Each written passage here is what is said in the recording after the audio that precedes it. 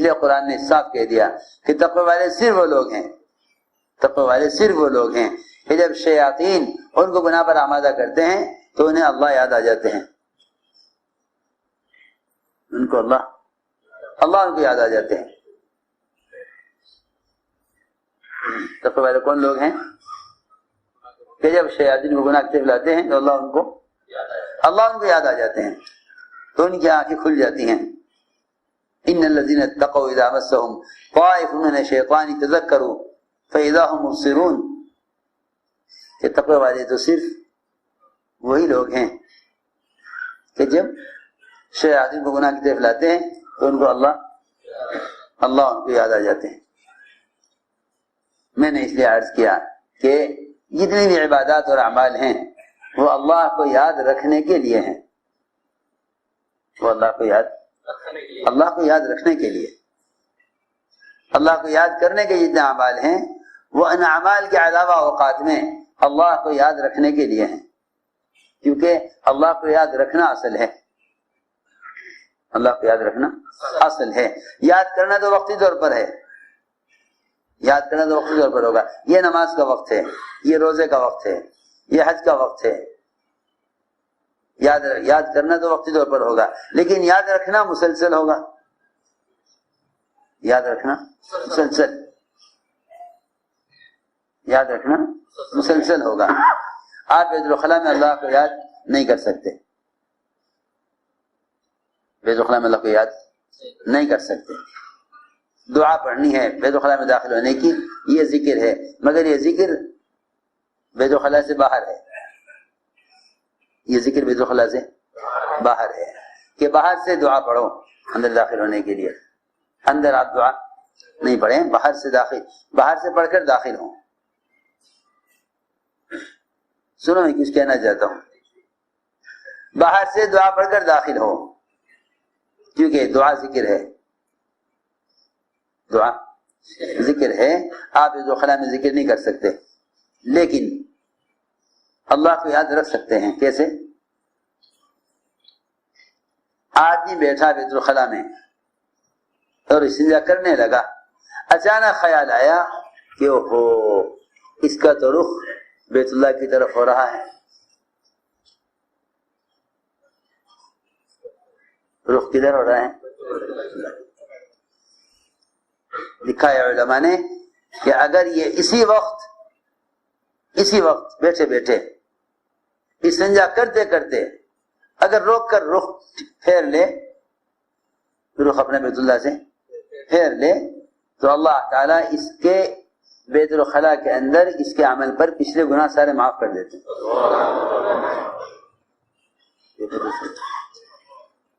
حالانکہ یہاں کوئی ذکر کی گنجائش نہیں ہے، لکھا علماء نے۔ اگر رخ پھیر لے، خیال آیا کہ میرا رخ بیت اللہ کی طرف ہو رہا ہے، کیونکہ پیشاب پخانہ کرنے میں بیت اللہ کی طرف پیٹ کرنا یا بیت اللہ کی طرف رخ کرنا جائز نہیں۔ وہاں استنجا کرنے لگا تو اچانک خیال آیا، کیونکہ آج کل لوگ بلڈنگیں بناتے ہیں، فلیٹ بناتے ہیں، تو وہ انجینئرنگ کے حساب سے بناتے ہیں، اسلام کے حساب سے نہیں بناتے۔ حالانکہ قبلے کی تحقیق کرنا کتنا زیادہ اہم اور ضروری ہے۔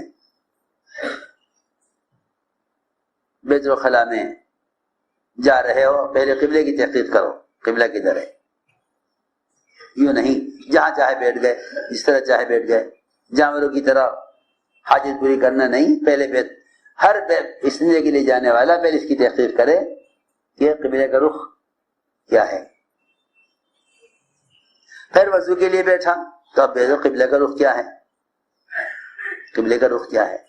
پھر نماز پڑھے تو تحقیق کرے قبلے کا رخ کیا ہے۔ کوئی آدمی نماز پڑھے گا پہلے قبلے کی تحقیق کرے گا، قبلہ کدھر ہے۔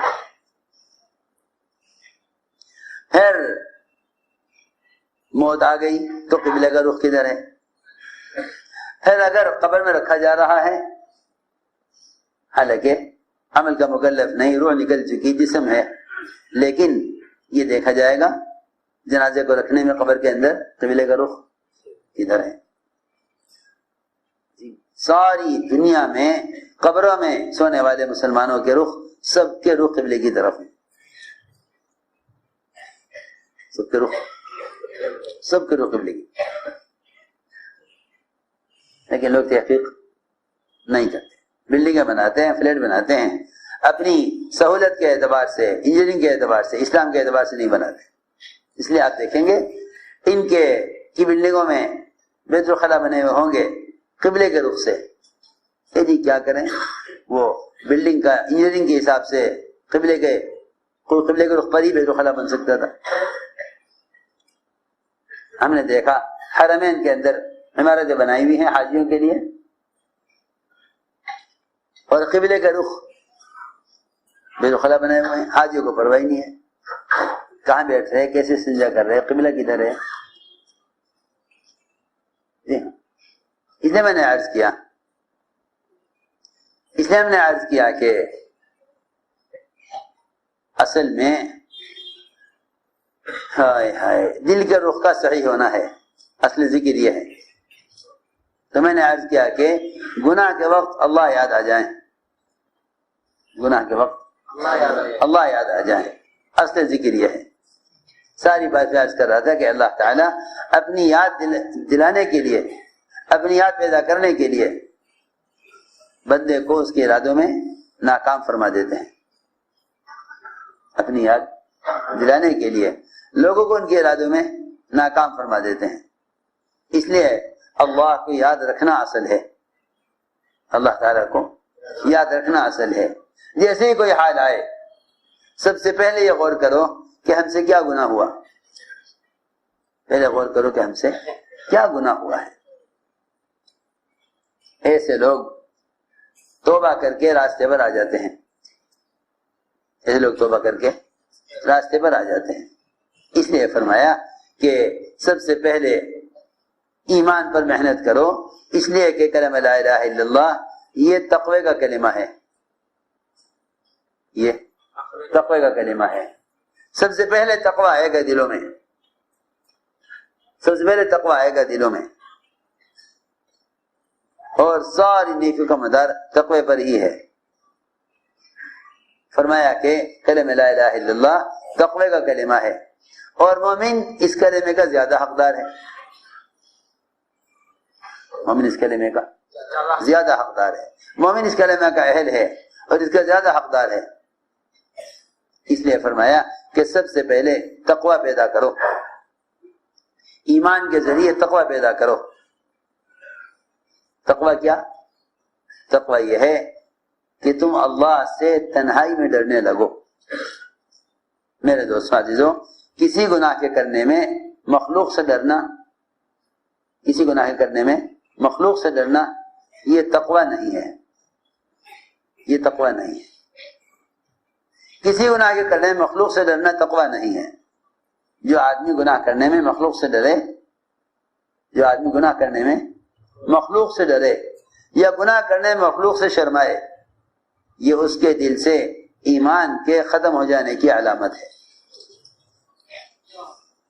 सुनो मैं क्या कह रहा, इसलिए कि हया और खौफ, हया और खौफ इसका ताल्लुक सिर्फ अल्लाह से है, इसका ताल्लुक सिर्फ अल्लाह से है, सिर्फ इसका ताल्लुक अल्लाह से है। हया और खौफ इसका ताल्लुक सिर्फ अल्लाह से है। सहाबा किराम बैतुल खला में जाते तो रिवायत कुरान में अल्लाह ने उनकी तारीफ की है, यसनुन सुदूरहुम लियस्तख्फू मिन, कि वो बैतुल खला में अपने सीने को इस तरह झुका लेते नीचे और दोहरे हो जाते। क्या हो जाते? दोहरे हो जाते, झुककर, शर्म की वजह से कि अल्लाह देख रहे हैं, शर्मगाह खुली हुई है, इस्तिंजा कर रहे हैं, अल्लाह देख रहे हैं, तो वो बैतुल खला में दोहरे हो जाते थे, दोहरे हो जाते थे अल्लाह से शर्म की वजह से। یا یہ کہ اوپر سے کپڑے ڈھانپ لیتے، اوپر سے کپڑے اوڑھ لیتے بیت الخلا میں جانے کے لیے. حضرت عثمان تو کپڑے نہیں اتارتے تھے غسل میں، تنہائی میں اندھیرے میں بھی غسل خانے میں بھی کپڑے نہیں اتارتے تھے، کیونکہ اللہ سے شرم آتی ہے، اللہ سے شرم آتی ہے. میرے دوستو عزیزو، ابن عباس فرماتے رضی اللہ عنہما کہ جو آدمی کوئی گناہ کر رہا ہو اور گناہ کرتے کرتے اس درمیان میں اچانک دروازہ کھل جائے یا پردہ ہل جائے اور یہ خیال آئے کہ کسی نے دیکھا تو نہیں، کوئی کمرے میں آیا تو نہیں، کسی کو میرے گناہ کا پتہ تو نہیں چلا،